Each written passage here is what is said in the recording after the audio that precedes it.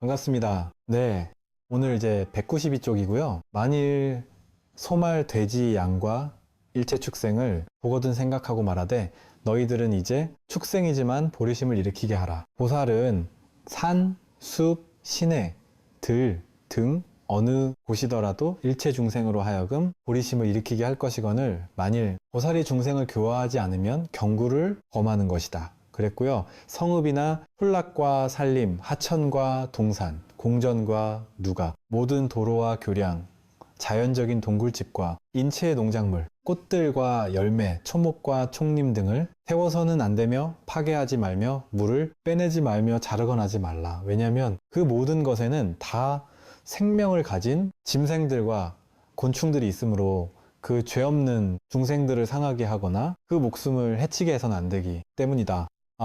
이제 불교에서 보면 이제 산천, 소목, 산화대지, 이 모든 것들이 이제 나와 다르지 않은 이 대지의 지수화풍이 우리의 지수화풍으로 이렇게 서로 이렇게 왔다 갔다 하듯이 대승불교에서 특히나 이제 대승불교에서는 여기서 말하듯이 이렇게 각종 축생들이라든지 또는 심지어 뭐 상가들에 있는 무엇이든 모두가 이게 보리심을 일으켜 해야 한다. 또 깨닫게 시켜야 한다. 그렇게 말하고 있고 또 이것을 뭐 태우거나 파괴하거나 자르거나 배지 마라 이렇게 얘기를 하고 있어요.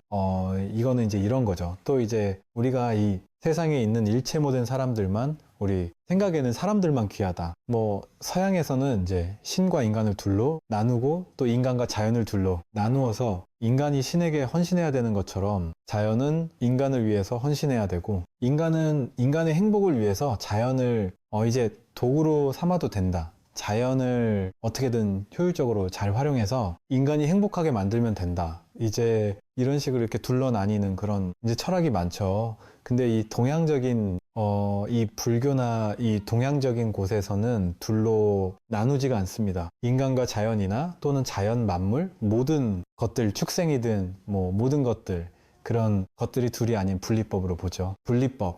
그래서 자연이 오염되면 그대로 인간도 오염된다. 자연의 물과 산가들과 강이 오염되면 그것을 그대로 우리가 먹고 살아야 되잖아요. 우리 완전히 연결되어 있잖아요. 그러니까 자연 만물이 오염되는 것은 곧 인간이 오염되는 것과 둘이 아닌 것이죠. 다르지 않은 것이죠. 그래서 이 대성불교에서는 특히나 이렇게 산천, 초목 모든 것들을 우리가 이제 이 공부인이라면은 잘 뭐랄까 이렇게 보르심으로 이렇게 잘 가꿔야 하고 서로 훼손시키지 말아야 하고 이런 이야기들을 하고 있고요. 또 일체 중생으로 하여금 보리심을 일으키게 한다. 왜냐하면 동물이나 이런 존재들도 나아가 뭐 부처가 되도록 해라 이렇게 마음을 내는 거겠죠. 이제 여기서 봤을 때는 그런데 사실은 소말 돼지 양 일체 축생들 그들도 불성이 있는 거죠. 그러니까 이제 우리가 뭐 강 계획에도 불성이 있느냐?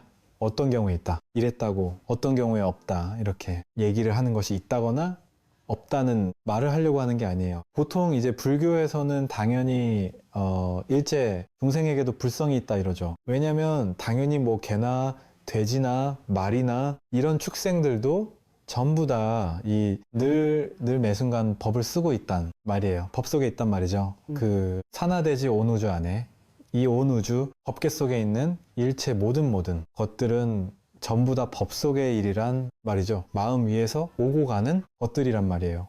그러니까 다 부처님께 없는 거예요. 다 하나뿐이다. 부처 하나뿐이고 마음 하나뿐이지. 우리의 분별로 보았을 때 사람은 더 우월하고 뭐 짐승들 중에도 뭐 등치 큰 짐승이 곤충들보다는 더 우월하고 이런 식의 우리의 분별이 일어나지만 우리 그 분별을 내려놓으면 일체 모든 존재는 동등한 거죠. 다르지 않은 것이죠. 모두가 부처에게서 나와서 부처로 돌아가니까 이 물을 우리가 마셨을 때 이 물을 강아지가 마시고 고양이가 마시고 사람이 먹으면 우리 몸문이 된단 말이에요. 나가 되는 거잖아요. 그러니까 얘는 우리 물은 사람보다는 귀하지 않아 이렇게 생각하지만 물을 내가 먹으면 그럼 그 물은 귀한가요? 안 귀한가? 우리가 이걸 못 먹으면 먹지 못하면 죽는데요? 그러면 사람은 귀한데 물은 귀하지 않아. 이게 말이 안 되는 소리죠. 전 세계 물이 다 오염됐다면 우리가 먹을 물도 다 오염될 수밖에 없겠죠. 그래서 이 물은 그냥 인연 따라서 우리 몸으로 들어가면 얘가 내 몸 표화되고 살이 되는 거예요. 그래서 얘가 우리 몸으로 들어갔을 때 이제 사람으로 윤회를 가하는 거죠. 말하자면 이렇게 윤회를 했다가 또 오줌통으로 빠져나가고 구름으로 개울물로 바다로 왔다 갔다 하겠죠. 이게 계속해서 변화하겠죠. 무상하게 변해간단 말이에요. 이렇게 물도 실체 없이 인연 따라 사람이 되었다가 구름이 되었다가 개울이 되었다가 강이 되었다가 호수가 되었다가 이렇게 변해갈 뿐이에요. 변해가는 거에 어떤 것이 물에 고정된 실체 그런 게 없어요. 물은 이렇게 액체일 때만 실체냐? 얘를 얼려놓으면 실체가 아니냐? 얘가 공기 중에 있을 때는 실체가 아니냐? 구름이었을 때는 얘는 실체가 아니냐? 무엇을 얘 실체라고 할 수 없어요. 인연 따라 변화할 뿐이지 얘는 그냥 이렇게 그럴 뿐인 거예요. 그냥 변화할 뿐. 우리도 똑같다. 우리는 이제 그런데 물은 그런데 사람은 고정된 자아가 있지 않느냐? 나라는 실체가 있지 않느냐? 이러는데 나라는 실체를 찾아보세요. 한번 자기 삶에서 나라는 실체가 뭘까? 나라는 사람의 어떤 그 진짜 백인은 뭘까? 찾아보세요. 나의 고유성 같은 걸 찾을 수 있는지, 나의 개성같이 유지되는 언제나 유지되는 이게 나다라고 할 만한 것을 찾을 수 있는지 몸도 계속 변해가고, 마음도 계속 변해가고, 느낌, 생각, 의지도 계속 변해가고, 생각도 변해가고, 관념도 변해가고, 의지도 변해가고, 욕망도 변해가고, 나다라고 하는 그 자아가 없잖아요. 찾아보면 이 성격이 나인 것 같지만 우리는 성격이 달라질 수 있거든요. 충분히 나는 불교 신자야 라는 정체성이라고 생각하지만 그건 정체성이 아니죠. 인생의 어느 순간 불교라는 종교를 잠시 신념으로 믿었던 것 뿐이고 또 그게 바뀔 수 있는 것이고 그깟 그렇게 나라고 할 만한 고유성을 찾아볼 수가 없죠. 이걸 내가 마시면 이게 난 저예요. 그렇게 인연 따라 모이고 흩어질 뿐 그것뿐이에요. 모이고 흩어질 뿐. 근데 우리가 나라는 개성이 있는 것 같고 나라는 마음이 있는 것 같은 이유는 실제 그런 개성이나 그런 마음 그런 게 있는 게 아니라 업에 반복되는 패턴들이 있다 보니까 반복적인 업을 지을 때 그 다음에 비슷한 상황에서 같은 행동을 할 확률이 높아지잖아요. 누구나 착한 말을 쓰면 착한 말이 계속 나올 확률이 높죠. 화를 내길 좋아하는 사람은 비슷한 상황이 됐을 때 화내기를 좋아하는 것처럼 이렇게 성격이 굳어지겠죠. 근데 굳어질 뿐이지 그렇게 쌓일 뿐이지 업장의 업식이 쌓일 뿐이지 그걸 나라고 규정할 수는 없어요. 아무리 나쁜 성격도 바뀌기 때문에 아무리 좋은 성격도 바뀔 수 있기 때문에 목을 가다듬음 이렇게 무엇이든 끊임없이 변해가는 것일 뿐이지 어떤 고정되게 딱 이것이다 저것이다 라고 할 만한 게 없고 어느 게 나다 이렇게 얘기할 수가 없습니다. 이 물이 나에게 들어왔을 땐 내 몸이 됐다가 물이 빠져나가서 강아지, 고양이, 개, 돼지에게 그 개네가 먹으면 그 친구들의 몸이 된단 말이에요. 또 그 친구들이 오줌을 싸서 개울로 강으로 흐르면 또 그건 개울이고 강이 된단 말이에요. 그러니까 뭐 말하자면 내 몸에서 빠져나가 가지고 개로도 윤회했다가 물로도 윤회했다가 무엇으로든 이제 변해갈 수 있는 거죠. 변해가는 것 뿐이다. 근데 이제 우리는 특정한 어떤 그 반복적인 어떤 패턴들을 보고서는 이런 성격이 나일 것이다 이렇게 이제 착각하는 것 뿐이죠. 어떤 그런 개성들을 근데 사실은 그것이 내가 아니라 내가 예를 들어 내 업의 패턴이 업의 경향성이 부정적이다. 그러면 나도 모르게 부모님이 나를 태어나게 해주고 나서 부모님들이 뭘 보든 부정적이었어. 예를 들어 그러면 자식도 나도 모르게 부모님 따라서 우리가 뭐 미러, 뉴런 이런다 그랬잖아요. 그 거울, 뉴런 거울처럼 그냥 저절로 배긴다는 거죠. 그냥 나도 모르게 그냥 저절로 배기는 거예요. 그 성향이라든지 그런 성품들을 그러면 나도 모르게 부정적으로 세상을 바라보는 게 이렇게 자동으로 이렇게 배워지니까 그게 쌓이니까 나는 부정적인 사람이구나 라는 생각을 하게 되고 그걸 나라고 착각하는 거예요. 근데 사실은 보세요. 보자마자 어떤 세상 돌아가는 걸 보자마자 부정적으로 해석하는 사람이 있고 긍정적으로 해석하는 사람이 있죠. 그리고 또 여러분이 어떨 때는 마음이 화장 열리고 막 기분 좋을 때는 부정적으로 해석할 것도 그날따라 긍정적으로 해석하는 사람도 있잖아요. 그죠? 그러니까 자기 상황 따라 인연 따라 어떨 땐 긍정 해석하고 어떨 땐 부정 해석하거든요. 이처럼 우리는 대상 내용물을 따라다니면서 그거를 인지하자마자 알아채자마자 보자마자 첫 번째 자리에서 먼저 볼 뿐이거든요. 근데 보고 나서 업식 따라 내가 과거 경험 따라서 부정적으로 해석하는 두 번째 자리 떨어지는 거예요. 그래 놓고는 부정적으로 해석한 그 마음을 보고는 나는 부정적인 사람이야 라는 자아를 만들어내는 거예요. 근데 그 자아가 만들어지기 전에 부정적으로 해석하기 전에 먼저 그 대상을 알아차리는 게 먼저 있잖아요. 있는 그대로 비추는 마음이 먼저 말이에요.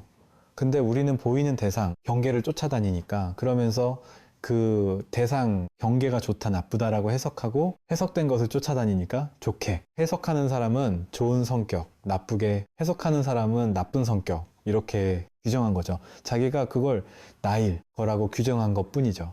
그러니까 그렇게 규정된 성격은 내가 아닌 거죠. 그 아르마리는 그냥 인연 따라 모인 것 뿐이죠. 근데 이렇게 이거는 모이고 흩어지는 거잖아요. 긍정성, 부정성, 이건 모이고 굳어지는 거잖아요. 바뀔 수 있는 거잖아요. 또 사람에 따라 동일한 걸 보고 어떤 사람은 긍정하고 어떤 사람은 부정하니까 그게 부정이나 긍정이라고 정해진 게 없잖아요.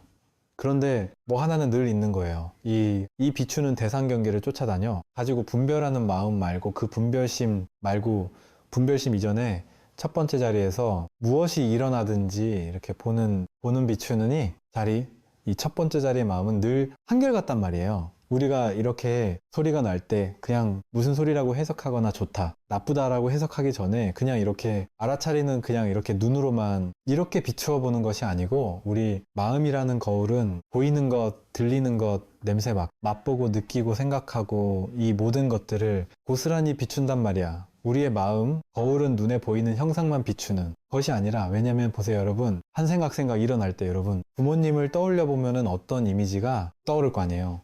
그럼 그 이미지가 떠올랐잖아요. 그럼 내가 그 이미지를 떠올렸다는 걸 알죠.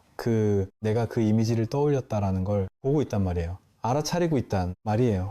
대통령의 얼굴을 이게 떠올린다 그러면 저마다 대통령에 대한 이미지는 다르겠죠. 좋아하는 사람도 있고 싫어하는 사람 있겠죠. 이미지는 다른데 이미지가 다른 건 대상 따라가는 거거든요. 그 대상 경계를 따라가서 좋다거나 나쁘다고 해석하는 내용은 다 달라요. 근데 그 대통령님의 이미지가 이렇게 딱 떠오르잖아요. 떠오르는 그걸 목격하고 있잖아요. 떠오르는구나 하고 아는 마음. 그 마음은 좋거나 나쁘게 이전이잖아요. 그게 먼저 떠오르고 나서 거기다 해석이 붙는 거잖아요. 그죠? 집 앞에 길을 지나가던 고양이 밤마다 울어대는 그 고양이를 생각할 때 그걸 보고 좀 싫어하는 사람도 있고 좋아하는 사람도 있겠지만 또는 최근에 하는 사람도 있고 하겠지만 그 내용은 달라도 그게 내 마음 안에서 뭔가 이렇게 이미지가 떠오르면서 그걸 그냥 이렇게 비추고 있단 말이에요. 내가 생각하고 있구나 하고 안단 말이에요. 그 목격자가 있죠. 지금 어떤 이미지를 떠올려도 그 이미지가 떠오르고 떠오른다는 건 알잖아요. 생각할 때 생각한다는 걸 알잖아요. 느껴질 때 느껴진다는 걸 알잖아요. 근데 생각의 내용물은 왔다 가고 느낌의 내용물도 왔다 가고 심지어 몸도 왔다 가잖아요. 몸의 내용물도 왔다 가잖아요. 젊었을 땐 젊고 건강했고 뽀송뽀송했는데 나이 드니까 화장으로도 안 가려지는 그럴 수도 있단 말이죠. 그러니까 보이는 거는 대상이잖아요. 그러니까 이 목격자는 항상 같은데 보이는 건 계속 바뀌어요. 몸이든 마음이든 물질이든 정신이든. 그럼 이 목격자의 존재가 이 알아차리는 존재, 이 모든 걸 보이는 들리는 거, 소리가 들릴 때 들린다는 걸 알잖아요. 그 아는 그 마음, 그 자리에 그냥 탁 있을 때 그걸 그냥 비춘단 말이에요. 근데 이게 비춘다고 하니까 거울이 있어서 거울이 대상을 비추는 이렇게 우리가 생각하기 쉬운데 자기가 각자 그 알아차리는 마음, 비추는 마음이 진짜 따로 있나를 한번 보시보시란 말이에요. 이게 명상이거든요. 내가 이 목격하는 게 분명히 있다는 건 확실하단 말이에요. 그럼 그 목격하는 그놈이 어디 있나를 보시란 말이에요. 보통 생각으로 하면 뭔지 모르겠는데 마음이 있어서 그 마음이 이걸 보나 보다, 이걸 비추나 보다 이렇게 생각해서 둘로 나눈다 말이에요. 마음이 소리를 듣나 보다 그 생각하는데 진짜 그 마음이라는 절대 주관 같은 것이 이 소리를 떠나서 따로 있는지를 한번 스스로 한번 보세요. 이 소리를 듣는 자가 따로 있나요? 이 소리를 떠나서 이 소리를 듣는 놈이 그쪽에 따로 있습니까? 이 소리를 들란 얘기가 아니에요. 지금 이 듣는 놈이 따로 있는지를 자기에게서 발견하라는 거예요. 저 소리예요. 이걸 듣는 놈이 여기 같이 있잖아요. 즉서 있잖아요. 즉서둘로 따로 있지 않단 말이에요. 여러분 가만히 들리는 소리를 그냥 매일매일 하루 중에도 문득문득 잠깐씩 몸을 내려놓고 모든 분별망상을 내려놓고 지하철 타고 오다가 가다가 지하철 속에 막 소란스러운 막 시끌시끌하잖아요. 근데 그냥 갑자기 핸드폰을 보다가 이걸 잠깐 탁 내려놓고는 잠깐 눈을 감고 그냥 이 들려오는 모든 것들을 그냥 날 것으로 한번 들어보세요. 맨 느낌으로 그냥 한번 들어보는 거예요. 몸에서 느껴지는 뭐 열감이 됐든 뭐가 됐든지는 옆 사람과 감촉되는, 접촉되는 느낌도 좋고, 보이는 거, 들리는 거, 견문각지 하는 것, 보이는 것, 들리는 것, 느껴지는 것, 알아지는 것, 그냥 한번 거기 있어 보라는 거죠. 그러면 진짜 사람들이 제잘 떨리는 소리가 내가 저 소리를 듣고 있어. 이랬는데 가면 보면 제잘 떠드는 그것뿐이에요. 거기서 내가 확인돼요. 느끼는 감각 그것뿐이고 거기서 확인되는 그것뿐이란 말이에요. 우리가 분별하지 않으면 생각하고 해석하고 판단하지 않으면 이렇게 볼 때 들을 때 언제나 이렇게 살아있다. 몸은 내가 아닌데 느낌 생각 이런 거 왔다 가는 건 내가 아닌데 이 모든 것을 이렇게 비추고 있는 보고 있는 이것이 근데 그거는 이렇게 지켜서 있단 말이에요. 보는 거기에 듣는 거기에 둘러 있지 않고 근데 그런가 보다 이렇게 생각할 게 아닌 거죠. 자기에게 가서 이렇게 법문 듣고 나면 항상 자기에게서 정말인가? 오는 길에 가는 길에 잠려고 누웠을 때 언제나 이거는 이게 참 뭐랄까 이게 우리 마음 공부는 돈도 안 들고 뭐 준비가 필요가 없어요. 이게 진짜 기가 막힌 공부인 게 세상에 다른 공부는 준비하는 과정이 더 힘들어요. 또 옛날에 자전거를 한 번씩 봤는데 자전거 한번 타러 가려고 하면 자전거를 꺼내가지고 또 이게 자전거를 자주 타는 것도 아니고 오랜만에 타다 보니까 이걸 꺼내 가지고 바람도 넣어야 되고 끌고 또 나가야 되고 뭐 끌고 나가서 어느 정도 또 자전거 도로까지 가야지거서 또 타기 시작하고 뭐 이렇게 좀 하려면 좀 준비 과정이 만지는 거 귀찮아지잖아요. 사람이 또 여러분 헬스장 가서 운동하려면 어때요? 마음 먹고 헬스장 가지고 옷가락 입고 열심히 운동하다가 또 샤워하고 하고 그러고 나와야 되니까 귀찮아서 이게 준비 과정이 귀찮아서도 안 하게 되잖아요. 세상의 모든 일이 뭔가를 하나 좀 의미 있는 뭔가 일을 하려고 하면 게 준비를 해야 돼요. 뭔가 준비죠. 제가 어떤 분은 그 헉소리 내가 콧방귀 몸이 자꾸 안 좋아져서 나이가 드니까 진짜 하면 안 되겠다는 걸 절실히 느낀다고. 그래서 내가 진짜 운동해야 되겠다. 막 큰맘 먹고 1월 1일 날 딱 큰맘 먹고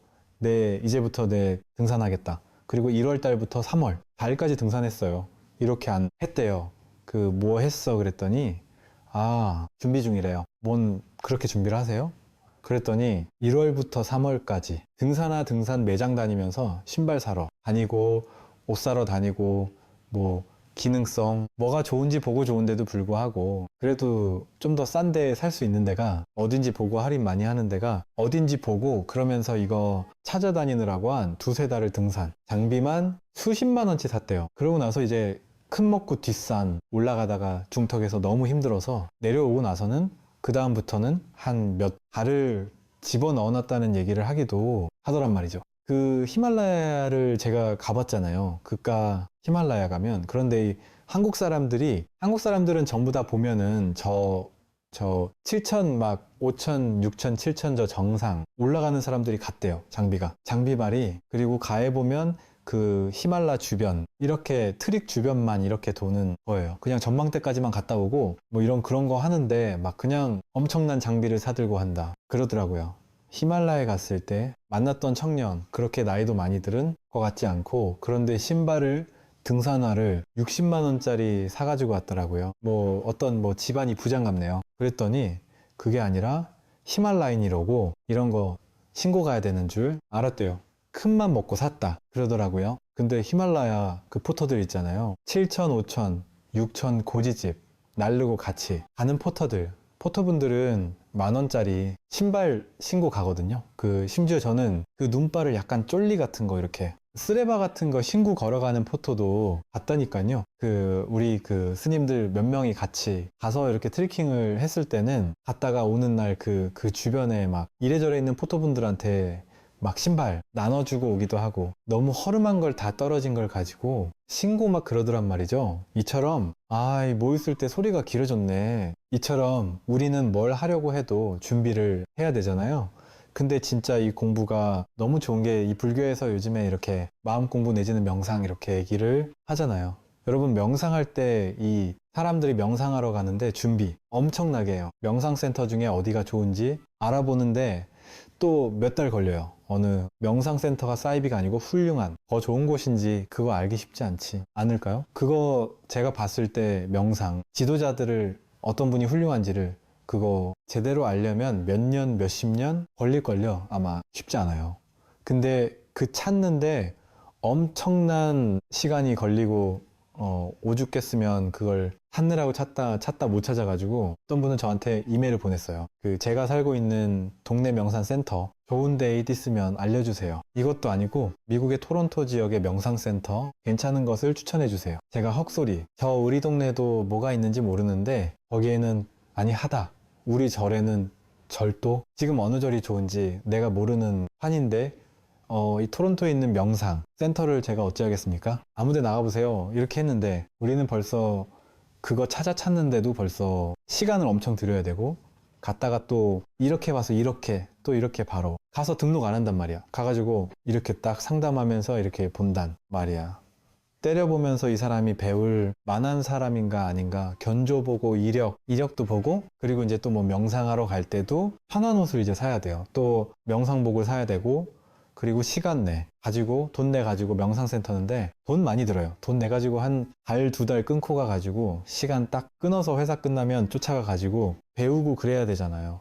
근데 명상에 그럴 거예요. 웃음. 명상이 그런 준비 과정이 필요한 그런 겁니까? 그게 아니에요. 진짜 이 공부 딱 하면서 정말 명상 진짜 제대로 된 명상은 돈과 시간이 따로 필요한 게 아니에요. 아무 데서나 언제나 매 순간 바로 여기 눈앞에서 언제나 곧바로 준비가 끝나는 거에 이 공부는 뭐만 하면 돼요. 지관 멈추고 보기만 하면 돼요. 외지가 먼저 나왔을까요?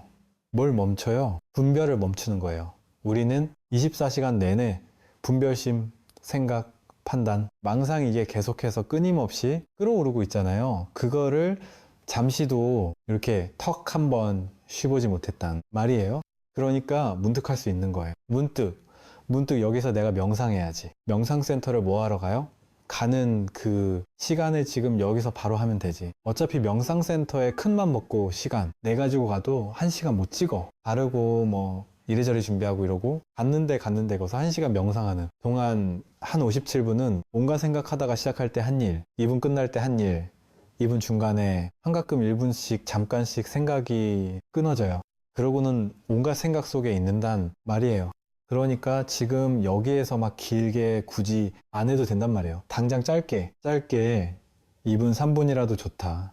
짧게 1분 2분 3분 명상 5분 명상이라도 짧게 매 순간순간 그냥 여기서 할 수 있어요. 근데 막 거주상스러운 명상이 아니에요. 진짜 명상은 그냥 모든 생각을 지금 문득 내려놓고 지금 여기서 무슨 일이 일어나는지를 그냥 내가 아닌 거예요. 사람이 아닌 거예요. 내가 그냥 거울이 된 것처럼 마치 거울이 된 것처럼 거울은 비추는 모든 걸 그냥 이렇게 비추고 있잖아요. 판단하지 않잖아요. 그런데 이 마음이라는 거울은 보이는 것만 비추는 게 아니에요. 들리는 소리도 비추고 냄새도 비추고 맛도 비추고 몸의 감각도 비추고 생각이 일어나는 것도 안단 말이에요. 비춘단 말이에요. 그러니까 이 비추는 마음이 우리 안에 딱 있잖아요. 그 비추는 마음 그 자리에 있는 거야. 그 자리에. 그러려면은 일단 생각을 탁 내려놔야 돼요. 야, 내 잠시만 잠깐 너 조금 있다가 와라 하고 잠깐 생각을 내려놓고 지금 여기에서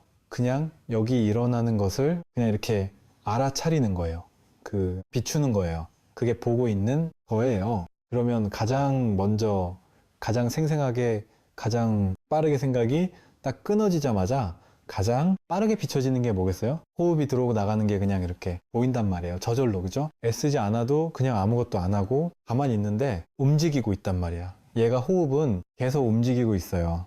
또 지하철 타고서 이렇게 막 스마트폰 보다가 뭐 이래저래 생각하다가 가고 있다가 문득 내가 잠시 1분 명상, 2번 명상 좀 해야지 하고 스마트폰 탁 내려놓고 잠시 눈을 감고 이러고 있으면 온갖 소음들이 들려요. 여러분 나 명상하는데 좀 정의 좀 해? 그리고 윗집 올라가서 명상하는데 좀 정의 좀 하세요 하고 옆에 좀 문 꽉 닫아놓고 이러고 명상하는 게 아니에요.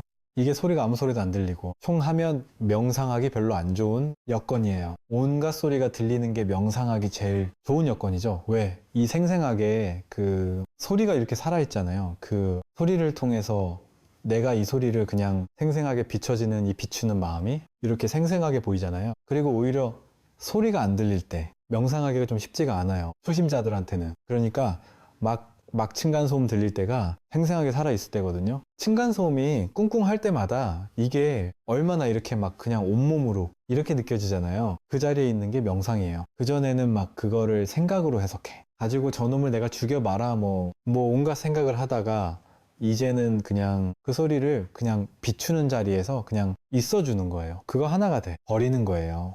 그냥 거기 있는 거예요.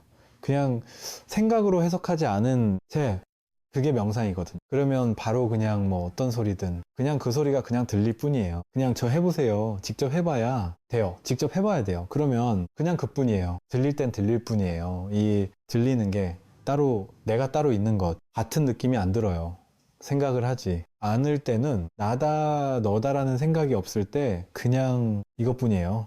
내가 따로 있고 들리는 소리가 따로 있는 게 아니라 들리는 듣는 내가 따로 있고 들리는 소리가 따로 있는 게 아니고 그냥 명백하게 이것뿐이란 말이에요. 그것뿐의 자리에 있는 거예요. 일곱뿐의 자리에 어떤 생각이 일어나면 그 생각을 비추는 그 목격자가 있잖아요. 아, 생각 일어났네 하고 아는 놈이 있잖아요. 거기 그 자리가 뭐 왔다 갔다 해요. 언제나 여기잖아요. 생각 있을 때 있는 줄 알고 없을 때 없는 줄 알고 소리가 들릴 때 들리는 줄 알고 안 들릴 때 안 들리는 줄 아는 이 마음은 위치가 어딘지는 모르겠지만 모든 위치에서 나는 모든 소리를 다 알고 있잖아. 다 비추고 있잖아요. 그 위치를 알 수 없어요. 이 마음에 있는 어디 있는지를 이 얼마나 크긴지도 알 수 없어요.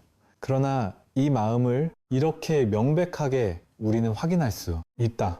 매 순간 확인할 수 있죠. 그래서 우리의 일상의 마음에서는 생각 따라가고 들리는 소리 내용 따라가고 보이는 것 보이는 모양 따라가고 생각의 내용물 따라가고 항상 색성, 미축법이라는 경계를 쫓아가는 거에만 관심이 있었잖아요.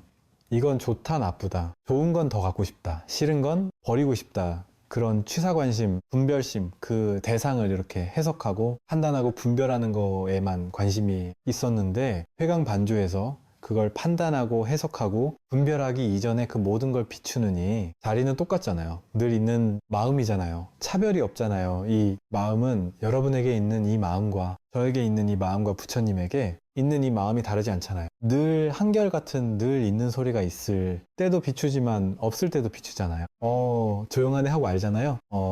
조용하네 하고 알거든요. 생각이 있네 하고 알고 생각이 없네 하고 알아요. 생각이 끊어졌어 하고 안단 말이에요. 그 마음은 늘 있잖아요. 한결같이. 그 자리에 점점 익숙해지는 공부거든요. 이 공부가. 그 낯선 것을 자꾸 익숙하게 그 자리에 이 자리에서 이제는 삶을 살아보는 거예요. 볼 때도 늘이 자리를 놓치지 않고 보는 내용 쫓아가서 막 해석 분별하는 것만 하는 것이 아니라 일상에서도 우리는 항상 분별만 하잖아요. 습관적으로 우리가 어르신들 이렇게 TV 보실 때 보면은 가만히 앉아 TV 안 보죠. TV 보면서 내 입으로 중계 방송을 하면서 TV를 보잖아요. 아, 저 사람 너무했어. 너무했어. 하면서 막 사람이 저럴 수가 있느냐 하고 막 토론을 해가면서 저 진짜 나쁜 놈이라 그러면서 뭐 온갖 일부러 중계 방송을 하면서 드라마 한 편도 본단 말이에요. 근데 그냥 보질 않아요. 뭐 판단 없이 그냥 보지 않는단 말이에요. 이게 반사적으로 저절로 일어난단 말이죠. 그래서 이 자리에 좀 우리가 좀 익숙해지는 시간을 보내는 거 그게 이제 공부입니다. 다음 장을 한번 볼게요. 이제 진리라는 측면이고요. 마땅히 법에도 집착하지 말고 목을 가다듬음 법 아닌 것에도 집착하지 말아야 한다. 이런 뜻에서 여는 항상 말하기를 너희 비구는 나의 법문이 뗏목의 비유와 같음을 알라고 했으니 법도 오히려 놓아버려야 하거늘 하물며 법 아님에 있어서이겠는가? 올바른 법도 오히려 없애야 하거늘 하물며 잘못된 법이겠느냐? 이렇게 암경에도 금강경에도 똑같이 나와요. 법에도 집착하면 안 된다. 집착할 만한 법이 따로 없어요. 법이라는 건 그냥 우리가 이름 붙인 게 법이지 법이라는 게 따로 없단 말이에요. 그래서 부처님의 모든 법문은 뗏목과 같다. 뗏목은 강을 건너는 데 필요하고 강을 건너고 나서는 뗏목을 반드시 버려야 되잖아요. 극과 법문은 반드시 버리는 거예요. 법문은 이렇게 애주지하고 막 붙잡아. 가지고 이 붙잡는 게 아니에요. 그래서 이제 이 법문 가장 잘 듣는 것은, 이제 여러분이 교재도 사실 안 가져도 돼요.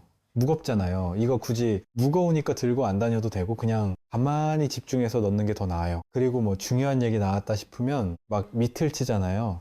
그 밑줄 칠 필요도 없어요. 밑을 친다는 게 분별의 습관이거든요. 야, 이거 내가 좀 중요하다 싶은 건 밑을 쳐가지고 다음에 이거 어떻게 해보고 써먹어 볼까 멋있기도 하고 이런단 말이죠. 네. 그렇게 되면 이걸 법문을 취사하고 있다는 얘기거든요. 적어도 법문 들을 때는 드라마 볼 때처럼 그렇게 막 말로 떠돌아가면서 보면 안 되는 거예요. 그냥 듣는 거지. 그냥 주사한테 가지 않고 그냥 흡수한다. 뭐 이렇게 듣고 싶은 맞아 할 때는 맞아 이러고 이러는 게 아니고 그냥 듣는 거예요. 그냥 그래서 법문을 듣고 법문의 효과를 봤다면 그 법문도 내려놔야 돼요. 그래서 법에도 집착하면 안 된다. 이런 얘기가 불교에서는 불교의 가르침에는 계속해서 나오죠. 왜? 그러냐면 법이라는 것은 우리가 사람들이 세상이 본래 공한데 실제가 아닌데 내가 마음으로 분별로 그거의 실제감을 부여한 다음에 그거를 내 식대로 해석한 다음에 그 해석한 내용물에 대해서 중요하지 않다라고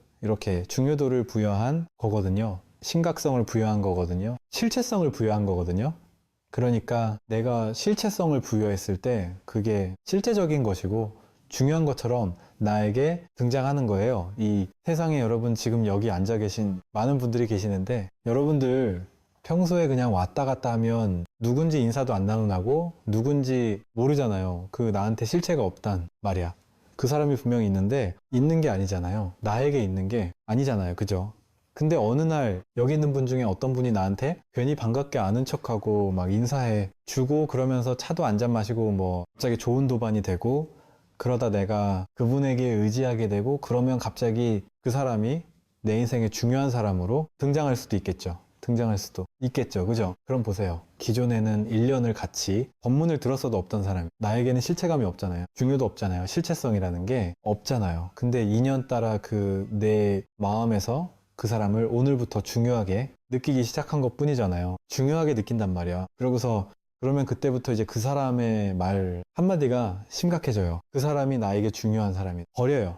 그럼 내가 만든 거잖아요. 그 사람 자체가 원래부터 중요했거나 중요하지 않았거나 그런 게 아니라 내가 만든 거잖아요. 그러니까 자기 마음에 있는 거라니까요. 그 중요도 심각성, 실체성이라는 것은 어떤 분은 그 뭐 정치가 엄청 중요한 사람이 있겠죠. 정치의 현안. 하나하나가 막 그날 엄청 기분이 잡치는 뉴스 보고 나서 그날 막 스트레스 받는 사람도 있을 것이고 또 이럴 테면 그죠? 우리 거사님들 만나보면 거사님들 중에는요. 우리한테는 아무 일이 없어요. 오늘 별 일이 없어요. 그런데 어떤 거사님, 주식에 완전 빠져있는 거사님들은요, 주식 그래프 왔다 갔다 하는 거에 그날 스트레스를 엄청 받거나, 그날 엄청 행복하거나 이런 게 유지되겠죠. 그죠? 근데 주식 안 하는 사람들은 어때요? 아예 관심이 없죠.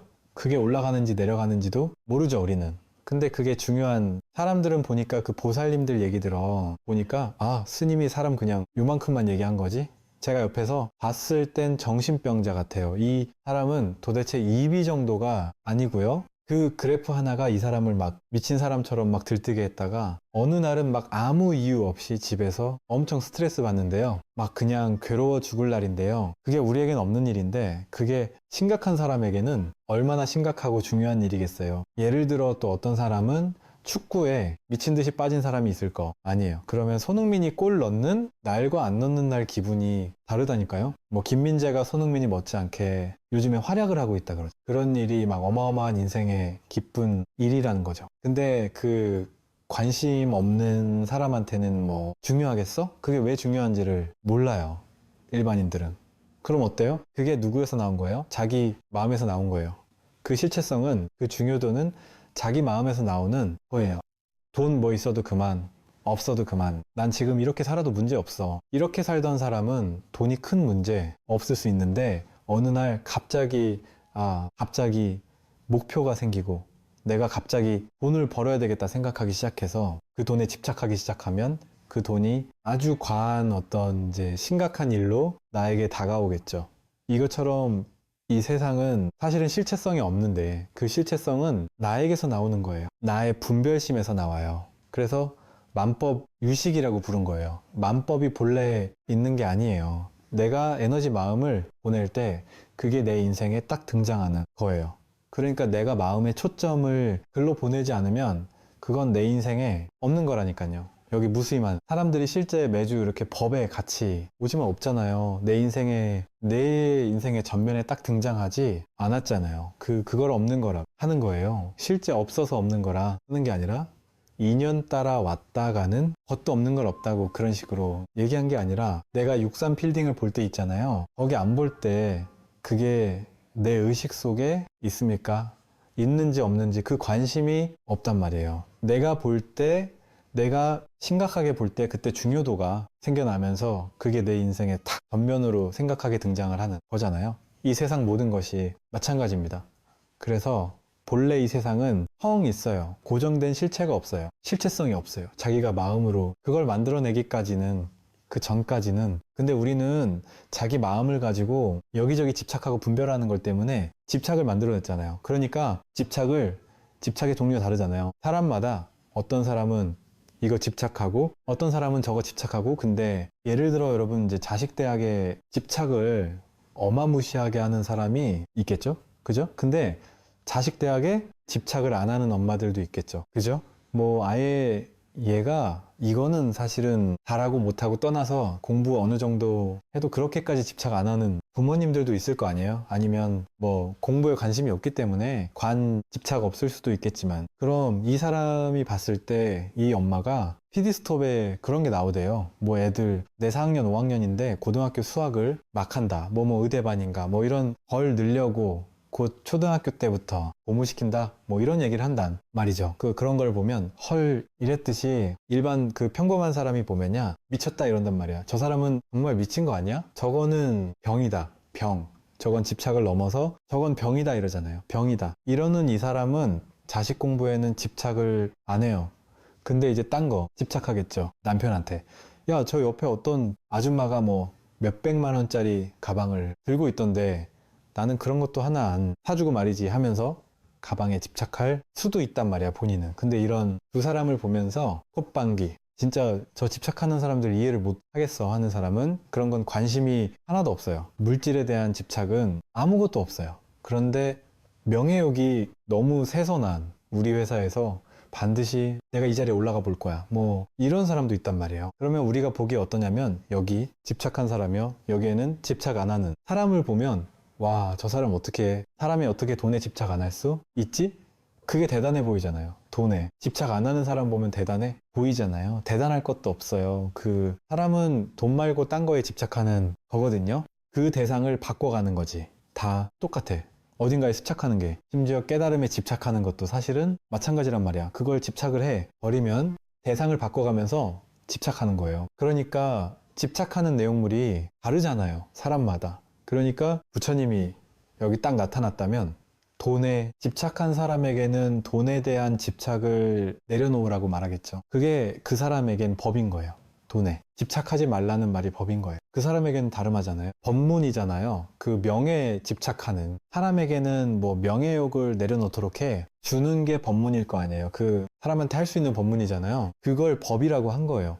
그러니까 법이라는 게 따로 있습니까? 그러면 돈에 집착하지 마라. 이게 법이에요. 고정된 법이에요. 명예에 집착하지 마라.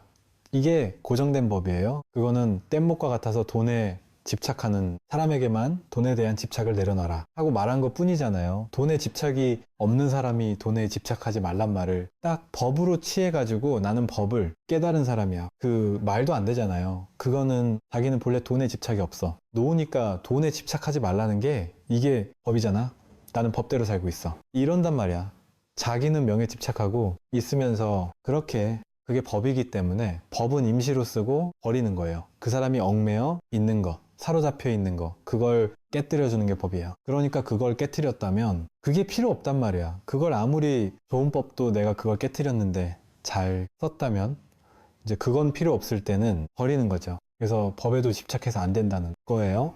그 다음을 보면요. 비록 처자, 건속을 거느리고 세속에 살아가면서 재물을 얻기 위해 각지 사업에 힘쓰더라도 법을 얻을 수 있는 길은 항상 열려 있다지. 을을 한다면 속에서도를 얻을 수 있나니 속에 살면서도 집착을 버릴 수 있는 지혜로운 사람이라야 하루속히 반해 고요함을 증할 수 있다.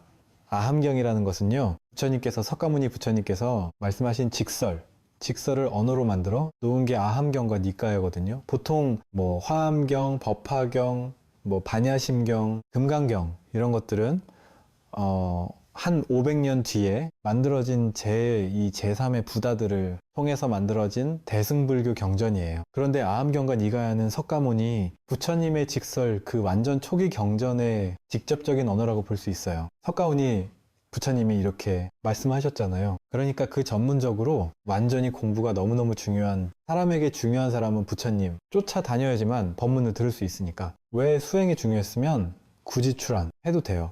부처님은 쫓아다 다니면서 수행법만 날려주고 너네 열심히 수행해, 이러고 부처님 딴 데 가도 수행하고 있으면 되잖아요. 근데 수행이 중요한 게 아니라 법문이 중요하단 말이에요. 그러니까 출가를 하는 거예요. 왜? 수행은 혼자 할 수 있는데 법문은 혼자 못 하잖아요. 부처님이 법문을 해줘야 되니까. 그러니까 출가제도는 뭐 때문에 있느냐? 부처님 법문 들으려고 있는 거예요. 부처님 쫓아다녀야지만 본문을 계속 들을 수 있으니, 그러려면 머리 깎고 쫓아다녀야 된다 말이죠. 근데 반드시 그렇게만 되는 게 아니에요. 부처님 당시에도 그 지역에 머물고 있을 때는 그 지역에 있는 수많은 불자들이 구름대처럼 법문들로 몰려왔단 말이에요. 왜 그랬을까요? 그럴 만도 한 것이 부처님 법문들은 너무 많은 사람이 깨달았단 말이에요. 여러분 보세요.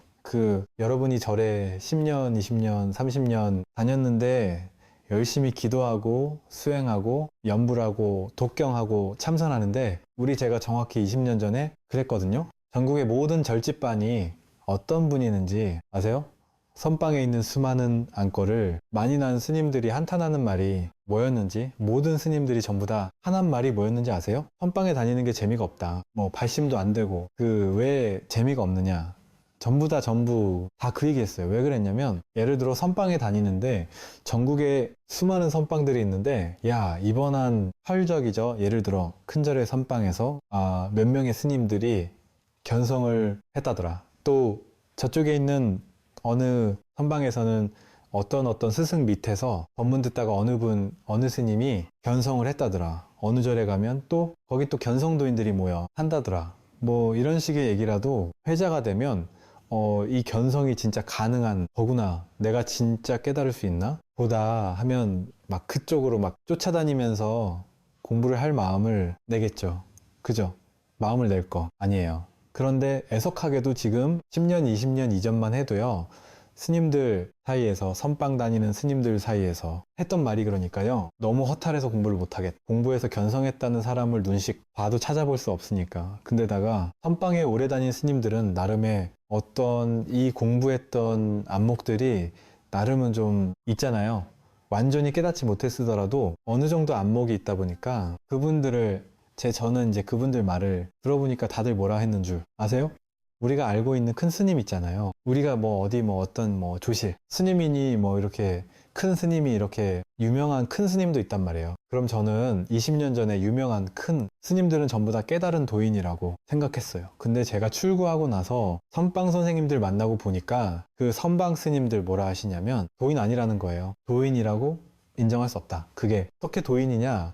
인인 인정이 안 된다. 그건 도인 아니다. 이런 얘기를 너무 많이 하더란 말이죠. 그러니까 스님들 사이에서 그분은 진짜 도인 아니야. 그분은 진짜 도인 아니야. 그분 진짜 도인 아니야. 이런 얘기가 너무 많다는 거죠. 그러니까 당신들이 쉽게 말해 스승에 대한 믿음이 없는 거예요. 그 믿음이 없을 만한 뭔가가 있으니까 그랬을 수도 있겠죠. 그죠? 그러니까 그렇다. 다 그러진 않을 거야 아마.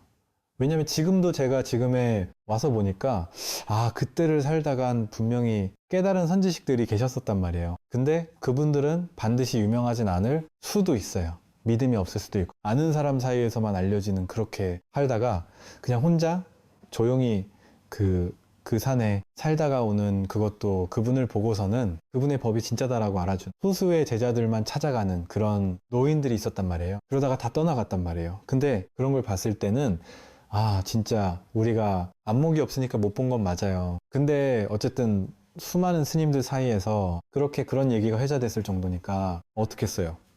아, 스님들 사이에서도 패배감, 열패감. 아, 이거 공부해도 못 깨달아. 깨닫는 건 원래 어디 저설적인 얘기야. 부처님 당신 깨달았지. 이 사람이 깨달다고 말이 돼. 그 열심히 기도하는 거지. 열심히 수행하다 보면 다음 생, 그 다음 생, 억을 윤회하다 보면 언젠가 부처겠지. 그러니까 신도님들 전부 다 그걸 믿는 거죠. 그깟 신도님들은 더욱더 어떻겠어요? 그래, 우리는 선방의 물거리나 한번 잡으면 당기고 스님들 뒷바라지나 하면 좋은 거지. 그리고 기도나 하면 되는 거지. 이런 마음이 한국 불교를 이 딱 지배하고 있었단 말이죠. 쉽게 말해. 그러니까 이게 신심이 나겠어요? 신심이 안 나는 거예요. 그냥 기복적 신심만 있는 거예요. 그러니까 열심히 기도하면 뭐 대학 보낼 수 있다더라. 열심히 기도하면 돈도 벌 수 있다더라. 이런 게 이제 더 혹하죠. 왜? 깨달으면 일단 재회니까, 제껴니까. 그랬다니까요, 한동안. 그런데 이게, 아, 내가 진짜 깨달을 후 있구나. 이런 확신이 들기 시작하면 공부가 완전 달라지기 시작해요. 그때부터 나도 깨달을 수 있겠구나.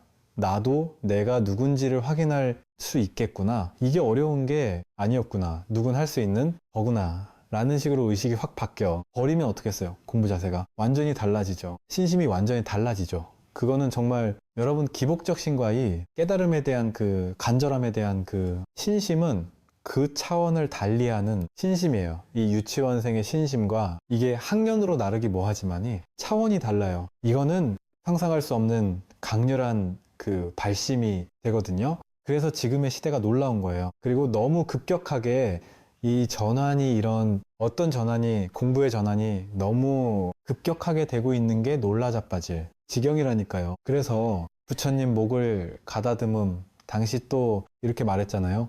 부처님이 직접 말씀하신 거 실제 부처님 당시 이랬고 수많은 제가자들이 부처님 야 쉽게 말해요. 부처님 떴다 해버리면은 부처님이 무수히 많은 우리나라 땅덩어리 몇 배 되는 그 넓은 땅덩어리를 돌면서 법문을 하셨잖아요. 마가다구 코살라구 그레는 두 거점을 중심으로 왔다 갔다 하면서 큰 도로마다 큰 도시마다 다니면서 도시마다 절이 있었고 그곳에 가면은 뭐 모르긴 해도 몇 날 며칠씩 길게는 몇 달씩 머물러서 법문을 설하지 않았겠어요?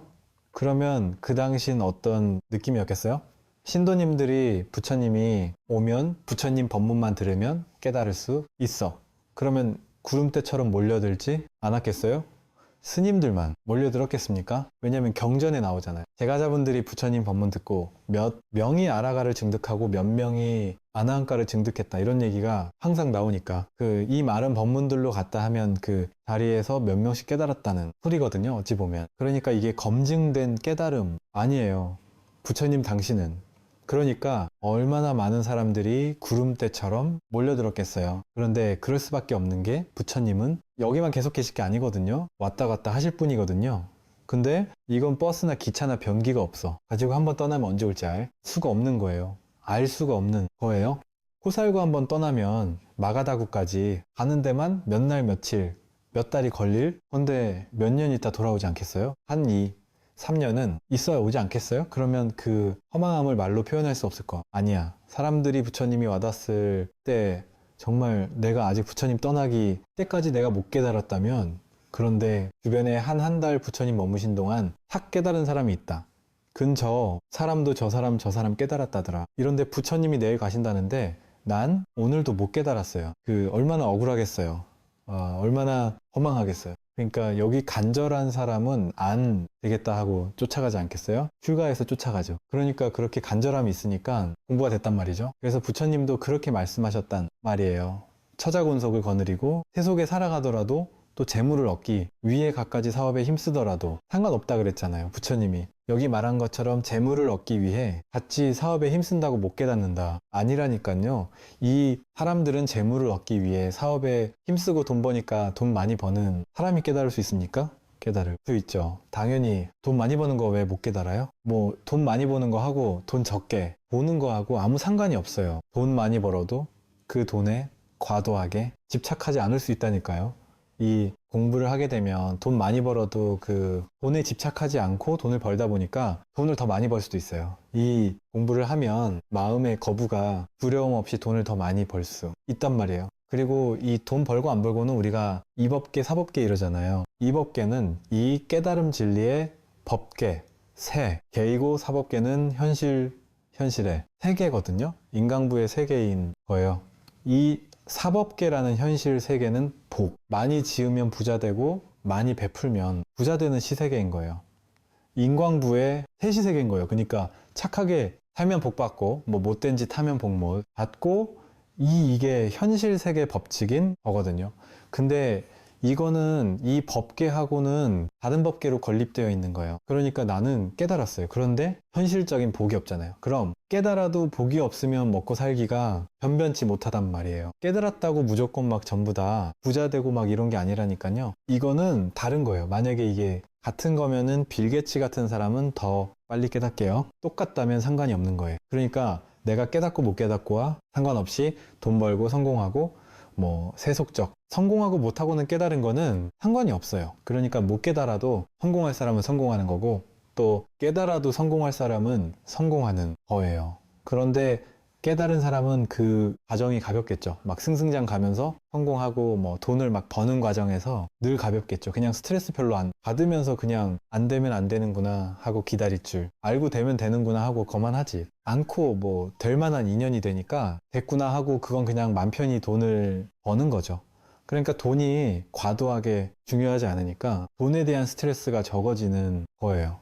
그러니까 이제 어떤 느낌이냐면요. 이제 옛날에는 그 돈이 되게 중요하다. 돈이 막 어마어마하게 중요하니까 막 돈에 막 어떻게든 에너지를 막 쓰고 이러온다면 그 돈이 이제 뭐 있어도 그만 없어도 그만 그렇게 중요하지 않은데 복이 있는 사람은 돈이 계속 벌릴 거 아니겠어요? 근데 돈을 버는 것과 벌지 않는 게 뭐 그렇게 큰 상관이 없는 거죠. 그렇게 차이가 없는 것이고 그리고 그전 같으면 이 자기 인과의 어떤 그 뜻 속에 있으니까 야 내가 난 이만큼만 벗으면 좋겠는데 이만큼 과연 내가 벌 수 있을까? 이런 의식세계 속에서만 살겠죠. 근데 어쩌면 이럴 수도 있을 것 같아요. 지금 생각해보면 그래요. 그 우리는 자기 한계, 자기 업의 한 개에 갇혀 있으니까 내가 열심히 벌면 야 몇 억은 벌 수 있지 않을까? 우리 인생 금생에 뭐 잘만 하면 막 몇십억 대는 벌 수 있지 않을까? 뭐 좀 부자인 사람은 몇백억 몇천억 대는 벌 수 있지 않을까? 이 정도로 생각할 거 아니겠어요? 근데 사실은 그런 제한이라는 게 생각이잖아요. 그 제한을 할 필요가 없지 않을까요? 빌 게이츠가 10대 때, 20대 때 자기가 이렇게 부자가 될 줄 알았을까요? 아, 정지 회장님이 처음에 사업 시작할 때 자기가 이렇게 대한민국 최고가는 회장이 될 줄 알았겠어요? 몰랐겠죠. 그 세속적인 부자 이것에 대한 이게 한계가 없는 거야. 한계가 한계를 잡지 않는단 말이에요. 공부를 하게 되면 그 어떤 한계도 세우지 않으니까 알 수 없는 거예요. 알 수 없는 거. 그러니까 그냥 우스개로 그냥 이렇게 저도 옛날엔 그랬던 것 같아. 그냥 아 뭐 이게 저보다 나쁜 게 아무 상관이 없어요. 아무 상관이 없는데 인연 따라 법을 전하면 되는 거거든요. 근데 이제 이럴 수 있죠. 옛날 같으면 내가 야 그래도 한 100평쯤 되는 법당에 내진 예를 들어 그래도 이렇게 탁 법을 전할 수 있을 만한 곳이 하나 있으면 좋겠다. 뭐 그런 생각을 할 수 있겠죠. 그죠? 근데 그런 생각을 했는데 제가 목을 가다듬음 서울을 이렇게 차 타고 왔다 갔다 하다 보니까 대형 교회들을 보게 되잖아요. 대형 교회들을 보니까요. 이게 싫어야 이 대한민국 한복판에 그것도 막 우리가 강남 3구라고 하는 이 한복판의 이 으리으리한 땅에 으리으리한 공정 같은 막 대형 교회에서 주말에 사람들이 막 그냥 구름대처럼 쏟아져 나오는 모습을 보면서 야, 저 목사님들은 얼마나 복을 많이 졌길래 웃음. 얼마나 복을 많이 졌길래야 저렇게 참 하나님의 가르침을 펼 수가 있는 인연이 있었을까? 이런 생각이 들지만 그런 거 보더라도 예를 들어 어떻게 했어요? 아, 저건 저런 사람, 여기지. 우리가 되겠나? 이런 생각할 수 있잖아요. 근데 그런 생각을 할 필요조차 없는 거죠. 그런 생각이 제한하는 생각이잖아요. 그 제한하는 생각 자체가 아예 없는 거예요. 이게 큰 교회, 작은 교회가 상관이 없어지는 거예요. 그러니까 오히려 나중에 저 교회를 어떻게 미국 가면은 큰 교회들이 이제 너무나 종교가 이제 종교가 없어진 시대거든요. 지금 미국이나 유럽에는 종교가 많이 문을 닫아요. 제가 10년, 20년 전에 미국 갔을 때도 엄청 문을 닫았거든요. 문을 닫아. 가지고 거기를 쓸 데가 없잖아요. 어디 다른 회사에서 쓸 수가 없잖아요. 건물을 무너뜨릴 수도 없고. 그러니까 교회 하나의 담임, 목사님들 한 6, 7명이 공동으로 이렇게 시간대 바꿔가지고 하기도 하고, 또 제가 간 어떤 사찰이 되게 교회 양식의 사찰인 거예요. 봤더니 교회를 샀더라고요. 되게 많아요. 그런 데가, 그러니까 이제 쉽게 말하면 무슨 말이냐면 자기 어떤 한계를 둘 이유가 없는 거예요. 자기라는 게 따로 없어요. 그리고 모를 뿐이 자기 복이 있는지 없는지는 모를 뿐이라니까요. 내가 나이 40, 50 될 때까지 복이 없었다. 그러면 업습에 딸려가는 사람은 어때요? 난 50대 때까지 복이 없었으니까 난 원래 복 없는 놈이야 하면서 나는 업장이 두터워서 이번 생에 걸렀어. 이렇게 생각으로 규정해요, 자기를. 근데 심각한 건 뭐냐면, 아니, 50, 60까지는 복이 없었는데 그때부터 복이 풀리는 사람이 없을까요? 있다니까요. 그런데 이 50, 60 될 때까지 복이 없던 사람이 자기를 복이 있을 사람도 자기를 가두는 게 뭐겠어요? 자기 생각으로 나는 업장이 두터워서 금생에 렀어. 그 자기 생각이잖아요. 자기가 어떻게 알겠어요? 자기가 갑자기 두터운지 안 두터운지를 지금까지 두터웠기 때문에, 지금까지 해도 안 됐기 때문에, 지금까지 해도 안 됐으면 해도 열심히 했는데 안 된 걸로 업장 소멸한 거 아니에요? 나쁜 업 했네요. 50년 동안 소멸했으면 많이 소멸됐을 거 아니에요. 그럼 이제부터는 복을 받을 수 있는 기회일 수도 있잖아요. 뭐 그런 정해지는 뭐가 있다는 게 아니라, 근데 왜 그거를 그런 식으로 제안하냐 말이야. 자기 생각으로 지금까지 안 좋았으니까 앞으로도 안 좋을 거야 라는 생각, 그 자기 생각이잖아요. 우리가 내 업이 두터운지 2일, 2, 15, 520 아는지는 알 수 없어요. 복이 있는 사람이, 공부복이 복이 있는 사람이 업장에 2일, 222, 520 해요. 왜냐면 업이 많이 올라온다는 얘기 아니에요. 악업이 많이 올라오고 인생이 자꾸 안 풀린다는 얘기 아니에요. 자꾸 안 풀리는 걸 경험한다는 건 뭔 말이에요? 업이 나온다는 거잖아요. 악업이 나온다는 건 무슨 말이에요? 업이 해소되기 위해 나오는 거예요. 업은 항상 해결되기 위해 나온단 말이에요. 업장이 소멸되려고 나오는 거예요. 근데 마음 공부하는 사람인데 업이 자꾸 나온다. 스님, 저는 마음 공부를 하는데도 왜 자꾸 안 풀리죠? 이게 대박인 거죠. 왜냐면 마음 공부 안 하는데 업장이 나오는 사람은 얼마나 열받겠어요. 내 인생 왜 이렇게 안 풀리나 하고 막 화가 날 거 아니에요. 근데 마음 공부하는 사람인데 막 괴로운 일이 생기면 어때요? 와, 이거 막 업이 막 얼마나 해소되려고 막 업장이. 그래서 큰 스님들이 이런 표현을 썼어요. 옛날에 왕공부하고 기도하고 수행하고 하는 사람들이 일이 안 풀릴 때는 마치 뭐와 같으냐? 업이 뭉텅 녹아내리는다. 이런 식으로 해석을 하셨어요. 옛날 큰들이 기도 열심히 하고 수행 열심히 하고 마음 공부하는데도 안 좋은 일이 생기는 거는 업장이 막 뭉텅 쏟아져 내리는 거다. 이런 식으로 표현을 하더라니까요. 그러니까 이게 대박이죠. 이 공부하는 사람에게 안 좋은 일이 계속 벌어진다. 얼마나 내가 더 가벼워지려고, 얼마나 업장을 막 그냥 보통 일반적인 사람들은 업장을 소멸하려면 업급을 수행해야 된다는 얘기 들어보셨잖아요. 업급을 윤회하면서 계속 업장을 소멸해야 된다니까요. 그러면 수천 변 윤회해가지고 업장 소멸해야 되는데, 마음 공부하는 사람이 업장이 확 와. 버리면 한십, 이십 해결해야 될 업장을 지금 다 끝낸 거 가면 얼마나 좋아요? 얼마 효율적이에요. 그 시간 낭비하지 않아도 되잖아요. 근데 그게 어섭까지 갈 필요가 말이야. 여러분, 어섭을 윤회할 거를 지금 끝낼 수 있다니까요. 그깟 시간과는 상관이 없기 때문에 이 공부는 천년할 공부를 1시간만 해도 끝내. 수 있는 게 이 공부라니까요. 그래서 도노라고 하는 거예요. 마음만 바꿔 버리면 윤회를 1000번 하면서 갚아야 될 업을 분별망상이 계속 딸려가지 않겠어요? 그럼 분별망상을 하면서 1000년 동안 나고 죽고 하면서 해결해야 될 업보를 금쟁에 10년 안에, 5년 안에 해결할 수도 있지 않겠어요? 당연히 그게 지금 인류 역사에서 드러난 일이잖아요. 인류 역사가 수억이라 그러잖아요. 지금 우리가 알고 있는 인류사, 인류 역사 있잖아요. 역사. 우리가 알고 있는 역사, 우리가 알고 있는 그 역사는 뭐 인류의 지구 역사 전체 뭐 밤 12시 55시 뭐 57분 뭐 그쯤 되는 것밖에 모른다 그러잖아요.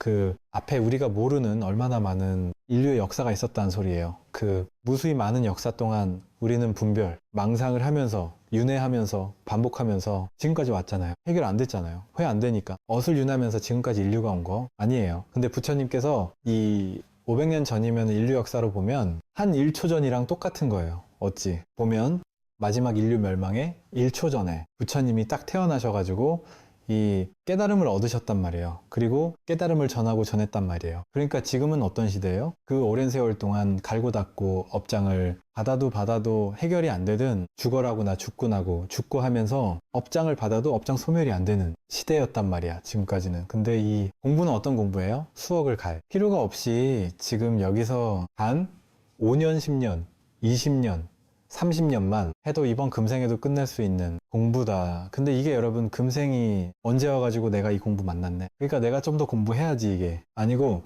그 수억 다생 동안 여러분들이 발언하고 꿈꾸고 마기 공부를 하고 쉽다라는 막 한절한 발언을 막 수행자로 태어나고 반복하면서 여러분들이 안 한 존자고 여러분들이 가섭 존자하고 부르나 존자하고 부처님, 당시에 부처님에게 수기받았던 부처님께 공양 올렸던 그 부처님 깨닫기 직전에 공양 올린 그 누구예요? 그 여자, 수자타란 말이야. 여러분이 내가 그런 사람이란 말이야. 그 오만 가지 그 공부인이었던 그 결과로 이렇게 지금 공부 인연을 만났다. 이 공부인을 만났다. 아니 옛날 전에 어떤 분이 자기가 전생을 본대요. 전생을 본다고 하면서 뭐 막 이렇게 옛날에요.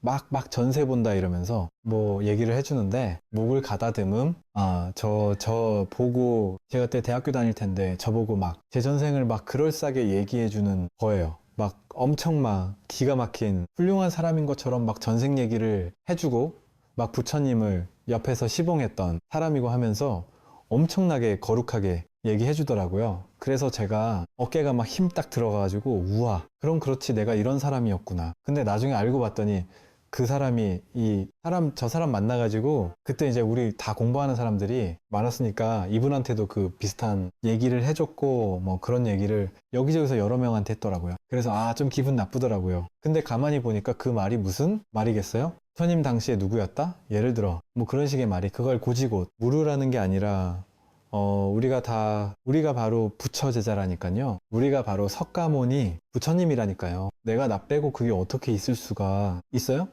내가 바로 예를 들어 여러분이 누군가가 큰 스님이야. 보살님이 부처 석가물 부처님 공양했던 그 수자타네요. 부처님의 그 10대 제자 중에 한 명이 여러 보살님이 윤회해가지고 지금 이렇게 됐네요. 안한 존자가 가섭존자가 윤회해가지고 지금 이렇게 왔네요. 이렇게 얘기를 한다면 얼마나 막 뿌듯하겠어요. 나를 빼고 석가모니 부처님이 있을 수 있습니까? 10대 제자가 있을 수 있습니까?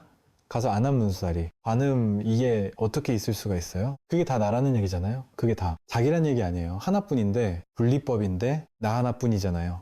법 하나뿐이고 부처 하나뿐이잖아요. 일불승이잖아. 일진법계인데 그게 어떻게 나와 다르게 있을 수가 있어요? 지금 아프리카에서 불교가 뭔지 비읍자도 모르는 사람에게 석가모니가 있을 수 있습니까? 없죠. 나와 인연 맺었다라는 것은 내가 이 공부를 하고 있다라는 건 내가 바로 그런 존재라는 것이거든요. 그래서 우리가 이 공부할 때는 어떤 자세가 중요하냐면 야, 스님들은 좋겠다. 스님들이니까 복이 많으니까 저렇게 공부를 하시는구나. 그거 완전 진짜 쓰레기 같은 생각이에요. 내가 부처고 내가 스님이고 내가 10대 제자고 구분을 하면은 그거는 벌써 공부할 자격이 아닌 거예요. 그래도 대가자보다는 출가자가 공부하기가 좀 더 낫지 않을까요? 그거는 여건이 날 수는 있겠죠. 근데 여건도 더 낫다고 할 수 없어요. 왜냐면 오히려 진흙 속에서 연고 지인다고 하잖아요. 진흙 속에서 연고시킨다는 건 뭐예요? 온갖 분별 망상이라는 막 사람들 간에 서로 탐진치 삼덕이 헐뜯고 싸우고 하면서 이 현실 속에서 그 속에서 연연꽃이 핀다니까요. 그러니까 이거는 제 말이 아니라 부처님 말씀이잖아요. 이게 그런 차별적인 생각을 가지면 그거는 공부할 자세가 아닌 거예요. 그러니까 내가 바로 부처고 내가 바로 스님이고 내가 바로 불법성 삼보고 내가 바로 부처가 윤회에서 등장한 존재인 거예요. 나를 빼고 그런 존재가 있을 수가 없어요. 그와 내가 그런 사람이면 얼마나 자신만하겠어요. 얼마나 진짜 이 공부에 할 만나겠어요. 근데 진짜 자기가 그렇다니까요. 이거는 제가 그냥 여러분을 위로하려고 하거나 여러분에게 용기를 북돋으려고 하는 말이 아니에요. 그렇게 나는 안 될 거야 라는 생각 자체가 나를 내 공부를 막는 거예요. 방해하는 거예요. 분리법인데 둘이 아닌 하나인데 한마, 모두가 한 마음을 쓰고 있는데 이렇게 한 마음을 매 순간 쓰고 있는데 어떻게 큰 스님들은 더 가능성이 있고 우린 더 가능성이 없겠어요. 그 생각만 없으면 너네가 돌이 아닌데, 부처와 동생이 돌이 아닌데 다르지 않단 말이에요. 그러니 그 마음 자세가 심출과의 자세거든요. 그 마음 자세가 있으면 누구나 깨달을 수 있는 거. 이 공부는 차별이 없어요. 그래서 재물을 얻기 위해 갖가지 사업에 힘쓰더라도 상관없어요. 법을 얻을 수 있는 길은 항상 열려 있다. 항상 열려 있어요. 항상 매 순간 그게 언제일지는 알 수 없어요. 근데 이건 항상 언제 있을 수가 없는 거예요. 근데 막 생각으로 오늘은 좀 어떻게 안 될까? 오늘은 좀 어떻게 안 될까? 막 자꾸 그런 생각을 하고 다니면 안 돼요. 오히려 그런 생각을 내려놓고 언제일지 모르지만 나는 그냥 하가 이 공부에 매진하겠다. 순수한 생각을 가지고 마음을 가지고 발심을 가지고 공부하는 거죠. 쇳뜨지 않고 바르게 집중하여 비추어 보는 힘을 갖추기만 한다면은 석권 부처님 말씀이에요. 뭐만 하면 떼지 않게 뭐가 된 거예요? 분별이 삿된 거예요. 불교에서는. 불교에서 보면은 초기 불교 경전의 선법, 악법 나오잖아요. 선법을 증장하고 악법은 선법은 계속되도록 노력하고 악법은 하지 않도록 노력하는 걸 정진바라밀이라고 하거든요. 그러니까 사정근이라. 그래서 정진에 4가지가 있어요. 37조도품 중에 그렇게 아직 생겨나지 않은 좋은 이른 선법은 더 생겨나게 하고, 이미 생겨난 선법은 더욱더 생겨나게 하고, 또 이미 생겨난 악법은 없어지도록 하고, 생겨나지 않은 악법은 앞으로 나오지 않도록 한다. 목을 가다듬음. 그게 사정근이거든요. 그 선법 악법이 뭔 줄 아세요? 불교에서는 다 다른 말이 없어요. 선법은 분별하지 않는 게 선법이에요. 서학을 둘로 나누어 가지고 착한 일을 많이 하라는 소리가 아니에요. 목을 가다듬음. 악법은 분별하지 않는 게 악법이에요. 아, 분별하는 게 악법이에요. 분별을 내려놓는 게 악법을 하지 않도록 하는 거고, 선법을 증장시킨다. 분별하지 않는 게 선법을 증장시키는 거예요. 그러니까 선법을 증장시키고 악법을 증장시키지 않도록 하는 게 정진바라밀이죠. 그러니까 정진바라밀이 착한 일 많이 하고 나쁜 일 하지 않는 게 정진바라밀이겠어요? 불교가 그렇게 막 착한 일 많이 해라, 나쁜 일 하지 마라 이런 얘기하는 종교가 아니잖아요. 선악이 둘이 아니라는 얘기를 하는 종교인데, 그 불교에서 말하는 선법 악법이 바로, 그래서 선법이라고 하는 금강경에도 선법 나오거든요. 선근 공덕을 쌓는다 이런 말이 나와요. 선근을 증장시킨다 이런 말이 나와요. 그런데 산스크리트 원본을 찾아보면은 그 선법이라는 말의 원가 뭐냐면 사띠인 거예요. 사띠, 알아차림. 선법이라는 거는 알아차림이에요. 즉, 왜 알아차림이 사띠겠어요? 선법이겠어요? 분별 망상에 올라올 때 분별 망상을 알아차리는 거, 그걸 선법이라고 해요. 그러니까 선근공덕을 쌓는다는, 번변별이 올라왔을 때 분별이 올라왔다라는 걸 잘 관찰하는 거예요. 알아차리고 그거 끌려가지 않는 연습, 그게 선법을 증장하는 거예요. 착한 일 많이 베푸는 게 아니고, 그래서 사대지 않고, 즉 분별 망상을 하지 않고 바르게 집중하여. 바르게 집중한다는 건 뭐예요? 바르게 분별에 집중하는 게 아니겠죠. 분별 아닌 거에 집중하는 거죠. 그러니까 분별에 집중하지 않도록 하기 위해서 부처님은 이 집중을 잘하도록 하기 위해서 집중할 수 있는 방편으로 대상을 만들어줬단 말이에요. 사념처라고 해서 사띠, 알아차릴 수 있는 대상. 사실은 이렇게 통으로 알아차린 뿐인데, 그렇게 하니까 사람들이 이해를 못 하니까 처음에 방편을 써가지고 신수, 신법을 알아차려라 이런단 말이에요. 왜? 신념처 몸을 알아차리는 게 제일 쉽잖아요. 우리가 한 생각도 일으키지 않고 떼지 않게, 분별하지 않고 생각을 탁 내려놓고 그리고 가만히 있으면 어떻게 바르게 집중해요? 몸에 집중한단 말이야. 몸의 감각에 집중하고, 숨이 들어오고 나가는 거에 집중하고, 몸에서 일어나는 느낌, 생각, 무엇이 됐든 몸을 먼저 몸에 집중한다든지, 또 수염쳐 일어나는 느낌들, 좋고 나쁜 느낌들 있잖아요. 느낌의 내용을 쫓아가지 않고 그 느낌 자체에 집중하는 거, 바르게 집중하는 거예요. 분별하지 않고 신마음에서 온갖 마음 상태가 일어나요. 아니에요. 좋다, 나쁘다, 옳다. 그러다 들뜨는 마음, 온갖 마음들이 일어날 때마다 그 마음이 일어났다라는 거를 알아차리라는 거예요. 그게 바른 집중이거든. 번뇌망상이 올라오는 그 마음을 보라는 거잖아요. 보는 그 자리에 있으라는 거잖아요. 보는 그것이 부처라는 거잖아요. 부처님은 볼 뿐 이런단 말이에요. 보고 나면 깨닫는다 이렇게 얘기하는 게 아니에요. 볼 뿐, 윗바사나가 볼 뿐 이거잖아요. 볼 뿐 그 자리가 해탈이에요. 보고 나면 밑바 하나를 하고 나면 그 결과 부처가 된다. 그 소리가 아니에요. 그러면은 둘로 나는 이법이잖아요. 다른 불법이 아닌 거예요. 그러니까 보통 기존 불교에서는 밑바사나라는 수행을 열심히 갈고 닦으면 그 결과 아라한 뭐 수다원 사다음 아나함가를 얻고 그래서 결국 부처가 된다. 이렇게 방편으로 그렇게 말하는 거예요.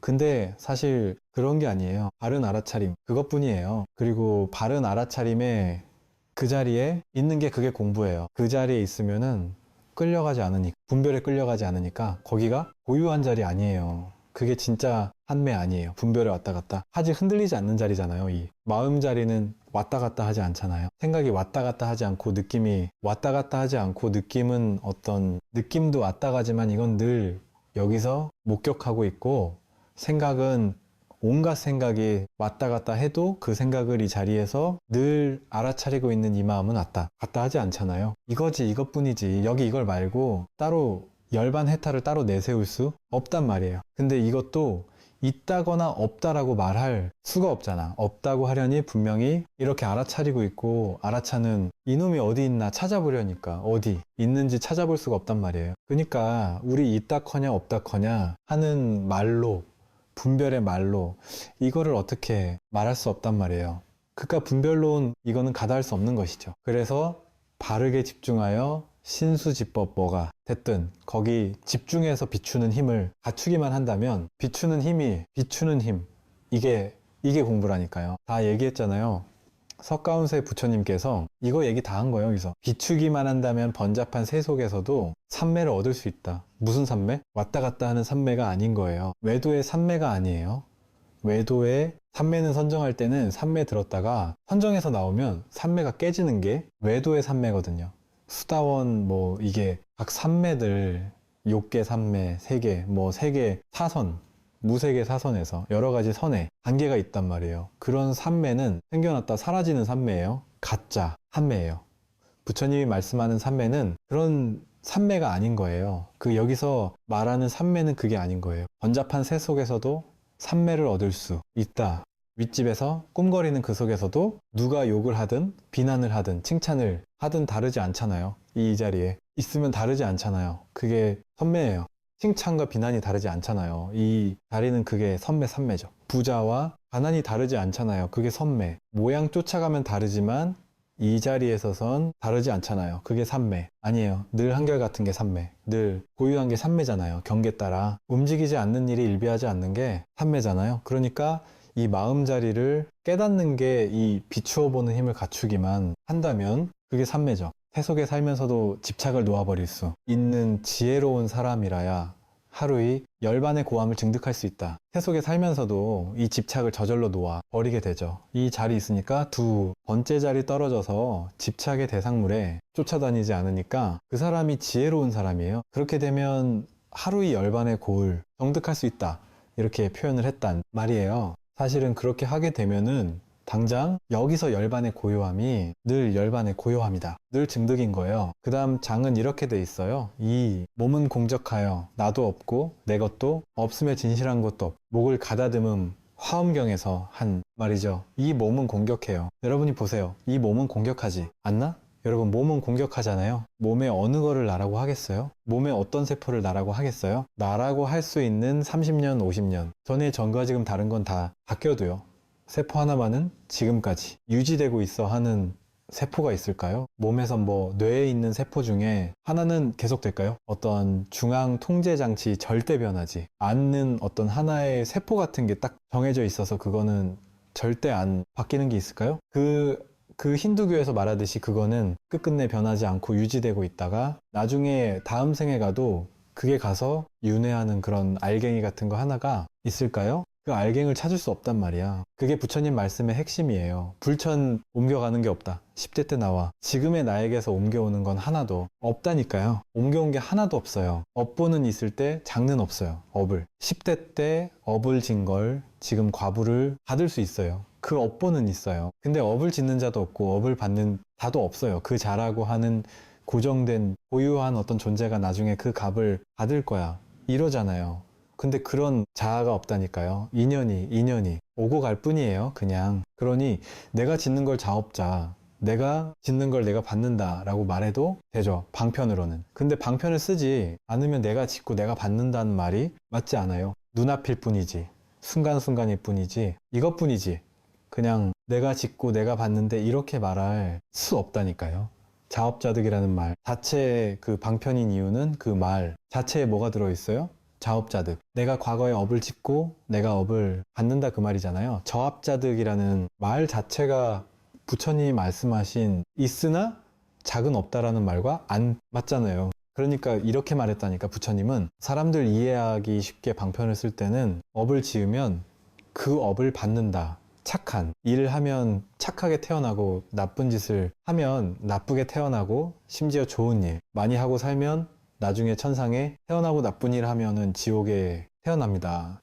이렇게 법문했어요. 그게 생천론이거든요. 부처님이 말씀하신.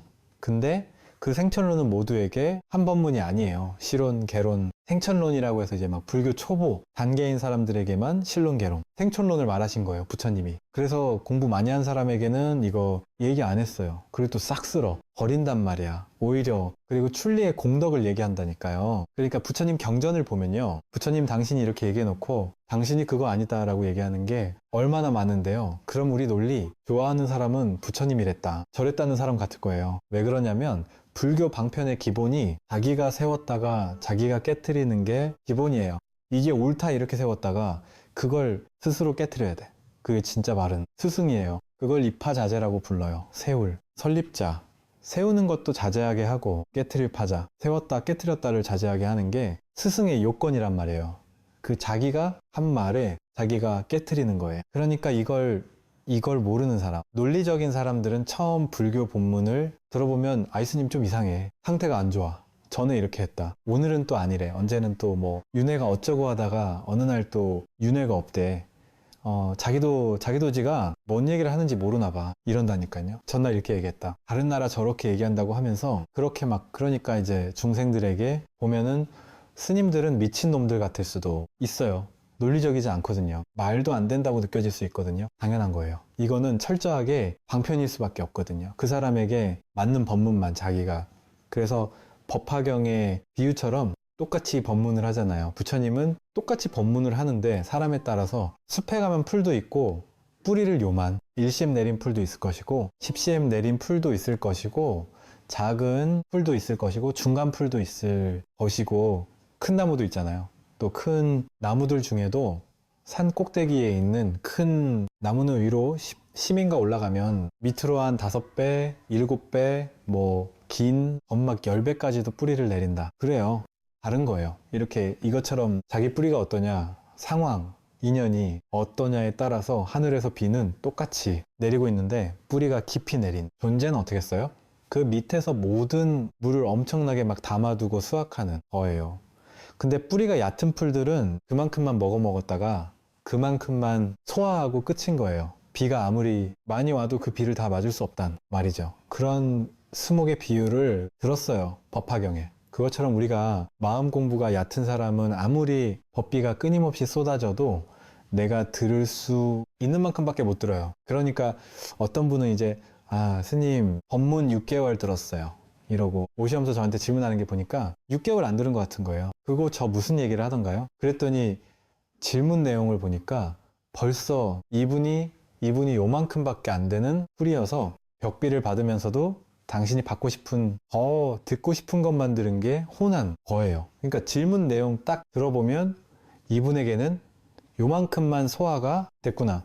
왜냐면 이 법문을 들었다면서도 그냥 인강부적인 그 초보적인 수준에서만 머물러 있는 사람이 있어요. 그죠? 신기해가지고. 근데 이 법문이 들리던가요? 그러니까 아이고 뭐 스님 막 법문 잘하시대요 하면서 막 쏙쏙 들어오게 법문하시대요. 그렇게 얘기한다니까요. 그래서 제가 조금 이제 이분이 알아들으려나 싶어 가지고 한번 연습 삼아 이렇게 얘기를 했더니 그건 뭔 소리예요? 스님 그런 얘기도 하셨어요. 그러더라니까요. 그런 얘기 나오면 나도 모르게 뇌가지가 알아서 하는 거예요. 버려요. 어제 그 얘기 했잖아요. 뇌는 딱 뭐 사형억비에 정보가 들어올 때 항상 듣던 거 몇 가지 소규소수만 듣는 게 습관이 돼 있고 나머지는 버리는 작용을 뇌가 저절로 한다는 거예요. 그 자기가 이해되는 것만 흡수하고 나머지는 거르는 거예요. 그게 현실로 나타나는 게 밑줄 긋는 거예요.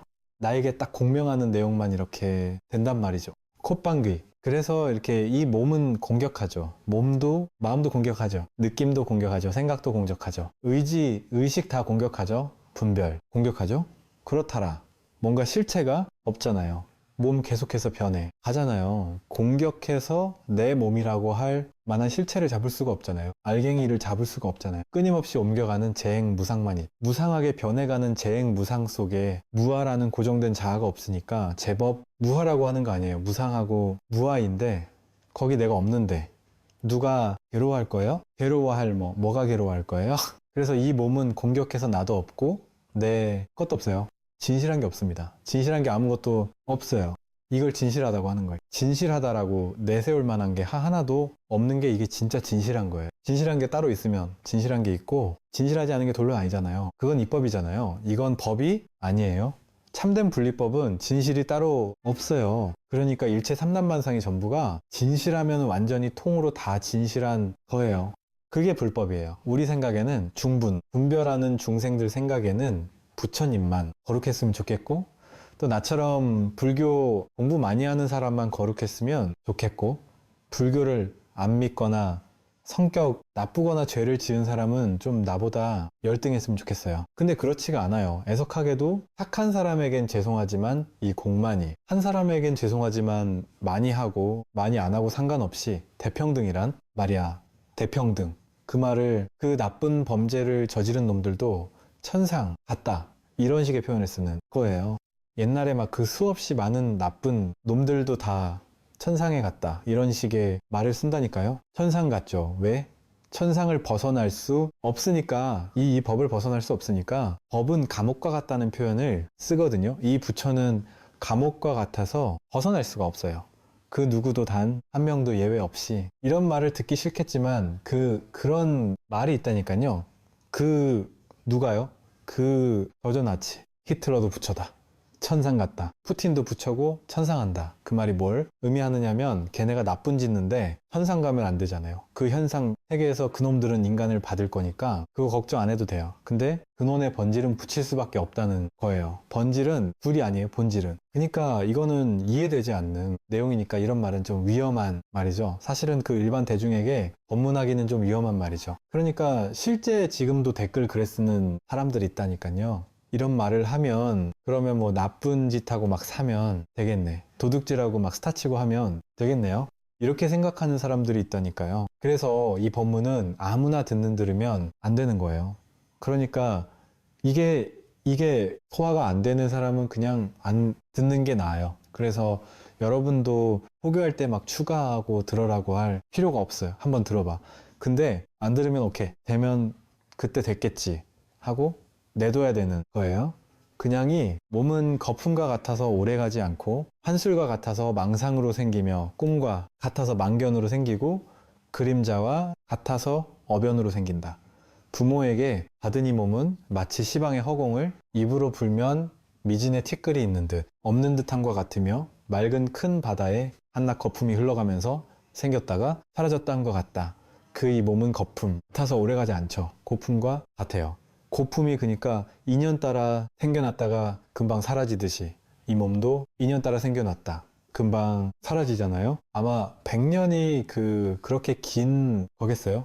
천상세계 시계를 보면 100년이 1초도 안 된단 말이에요. 우리는 막 100년 산다고 막 1000만 년 사는 줄 알고 막 내가 50대 때 돈 얼마 벌고 60대 때 집을 사고 뭐 70대 되면은 내가 노후에 뭔가 막 행복하게 살고 어쩌고 저쩌고 막 꿈을 꾸잖아요. 그게 천상세계 신들이 이렇게 쳐다보면은 배꼽 자꾸 웃을 일하는 거예요. 목을 가다듬음 천상생신들이 모여가지고 막 까르르 웃으면서 야야야 저 인간계에 가면은 제가 막 나중에 막 성공하겠다. 나중에 막 그냥 막 부품 꿈에 안고서는 내가 돈도 벌고 막 결혼해서 자식도 낳고 막 부자가 돼요. 가지고 어떻게 살 거야? 이러면서 꿈의 뽀로 산다는 얘기를 들으면 선생의 신들은 전부 다 막 배꼽을 잡고 웃는데요. 1초 작은 애들 시계로 1초란 말이에요. 100년이 1초 잠깐 살다 올 건데 그 1초 동안 꿈꾸는 거를 뭘 그렇게 막 심각한 줄 알고 막 그렇게 꿈을 꾸냐? 그리고 천상세계에서 제일 웃긴 게 그거잖아요. 인간계에서 온 사람들은 자기가 어떻게 살아, 어떻게 살다 왔냐고 물어보면 막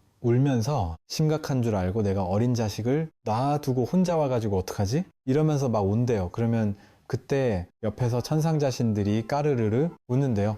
나는 심각해 죽겠는데 인간계가 심각하다는 얘기가 제일 웃기는 얘기라는 거예요. 제일 큰 유머라는 거예요. 우리는 심각하다게 느끼는데 여러분, 어젯밤에 여러분 꿈속에서 여러분이 거지가 됐어요. 그 지금 생각하면 막 웃기잖아요. 그걸 뭐 심각해할 필요가 없잖아요. 그거랑 똑같단 말이야. 꿈인데, 꿈인 줄 모르는 사람에게는 생각한 거죠. 이 현실이 실제일 수가 없잖아요. 그냥 인연 따라왔다 가고 왔다 가고 계속 왔다 가는 걸 내가 생각으로 붙잡은 거 아니에요, 여러분. 생각으로 붙잡고 있는 거 아니에요. 생각으로 붙잡지만 않으면 무슨 일이 있습니까? 그냥 인연 따라 이렇게 살다가 인연 따라가는 거지 뭐. 좋을 게 뭐가 있고 나쁠 게 뭐가 있어요. 그냥 사는 동안 재밌게 사는 거죠. 즐겁게 사는 거죠. 그냥 즐거우면 즐겁게 살고 괴로우면 괴롭게 사는 거고 뭐 그냥 그런 거죠. 뭐 괴로우면 업장수멸 하는 거고 즐거우면은 뭐 복 받고 사 가는 거고 다 좋잖아요. 이게 환술과 같아서 망상으로 생긴다 말이에요. 몸이 자기 생각 망상으로 생기는 거야. 이 몸도 자기 한 생각이 몸을 나라고 하는 동일시 그게 내 몸을 만드는 거잖아요. 그러니까 이 몸이 망상이죠. 꿈과 같아서 망견으로 생긴다. 허망한 견해로 생기는 게 몸도 허망한 견해가 만든 거네요. 그림자와 같아서 어변으로 생긴다. 이 그림자 같아서 그림자 실체가 아니잖아요. 업의 인연으로 생기는 거예요. 그 수많은 업이 반복되니까 반복되는 경험, 삶의 경험, 업들이 실제인 줄 아는 거예요. 그 생각으로 붙잡아 놓고서 이게 실제가 아니라는 얘기거든요. 몸으로 허공에 막 먼지 같은 거 티 많을 때 먼지가 막 뿌여 열 때 후 불면은 그게 막 확 이렇게 터널 생기게 만들면서 막 이렇게 움직이잖아요. 그것처럼 그 실제가 있는 게 아니란 말이죠. 책이 막 있는 것처럼 보이지만 실제인 것이 아니다. 큰 바다에 거품이 흘러가면서 생겼다. 사라지더라도 그게 그냥 그 거품 그대로가 그냥 바다이지 물이지. 거품이라는 게 실제가 있는 게 아니듯이 나와 세상 이 몸이 전부 다 환과 같다. 실제가 아닌 거예요. 그런데 우리는 이게 실제인 줄 아니까 내 인생 행복하게 살아야 돼. 내 인생 부자가 돼야 돼. 내 인생 뭐 어떻게 돼야 돼?